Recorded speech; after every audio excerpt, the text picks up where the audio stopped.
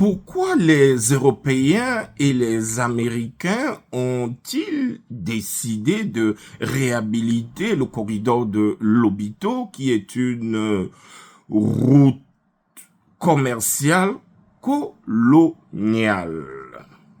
Je suis le docteur Robinson Tchabmeni de l'Institut québécois des affaires internationales. Alors, dans cette vidéo, nous allons montrer les raisons qui ont poussé, les raisons commerciales et stratégiques qui ont poussé Européens et Américains à réhabiliter cette nouvelle et ancienne voie commerciale qui allait relier au fond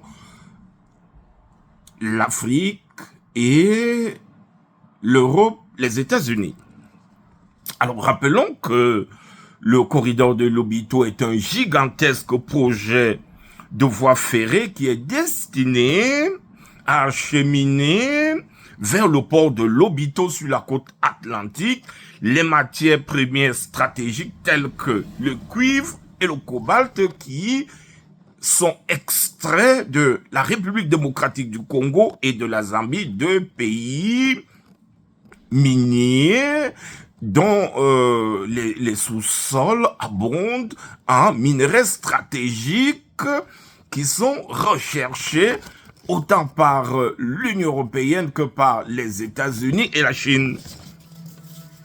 Alors au fond, les États-Unis et l'Union européenne veulent, à travers le corridor de Lobito, redonner une nouvelle vie, une seconde vie à une route coloniale pour permettre justement d'évacuer les minerais stratégiques de la RDC vers l'océan Atlantique. Alors l'objectif stratégique à travers ce projet est de contrecarrer le quasi-monopole de la Chine sur les ressources stratégiques minières qu'elle transporte jusqu'au port de l'océan Indien. Alors au fond, ce projet sera réhabilité pour des raisons stratégiques et notamment la concurrence que vont se livrer les Occidentaux, d'une part, à savoir l'Union européenne et la Chine, l'Union européenne et les États-Unis, d'une part, contre l'offensive de la Chine en Afrique et notamment dans les secteurs miniers en Afrique. On voit que de plus en plus, les Chinois sont très présents dans les secteurs miniers en Afrique et que il y a véritablement une compétition entre Chinois et Américains, mais aussi Européens, pour les ressources minières stratégiques. Et donc, le corridor de Lobito est une sorte de réponse pour contrecarrer ce monopole grandissant de la présence chinoise et donc la mainmise chinoise sur les minerais stratégiques en Afrique.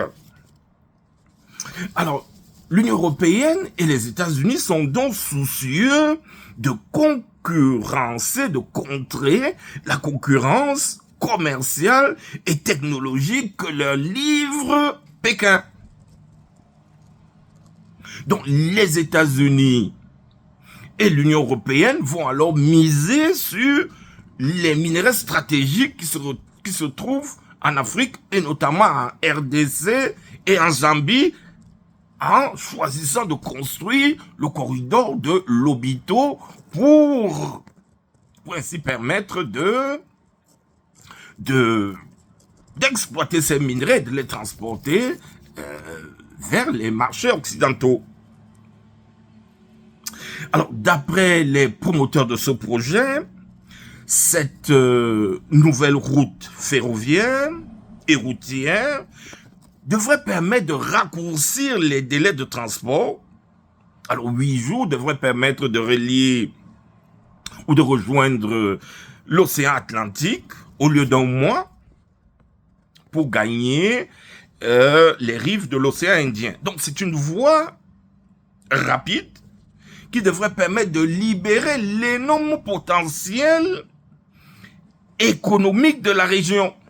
Donc, ça devrait permettre de libérer, de convoyer, d'évacuer, d'exploiter le riche potentiel de la RDC et de la Zambie. Naturellement en faveur des États-Unis et de l'Union européenne, plutôt que de la Chine.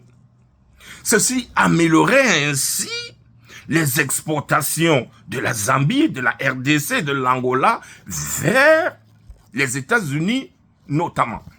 Donc voilà, en quelque sorte, les calculs stratégiques, économiques, autour de la réhabilitation du corridor de Lobito, une route commerciale coloniale qui va survivre aux intérêts miniers des puissances, des grandes puissances économiques dans cette région.